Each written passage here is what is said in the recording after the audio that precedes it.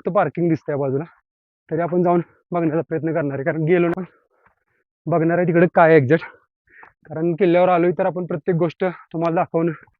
तर ह्या ठिकाणी पानशेत पण तिकडे दिसते. तर हे असं आपण त्याच्या डाव्या बाजूला इकडे हा रस्ता आहे मित्रांनो, इकडून तरी बघू शकता या साईडला वरती जातो, त्यानंतर आपण इकडे नंतर जाणार आहे.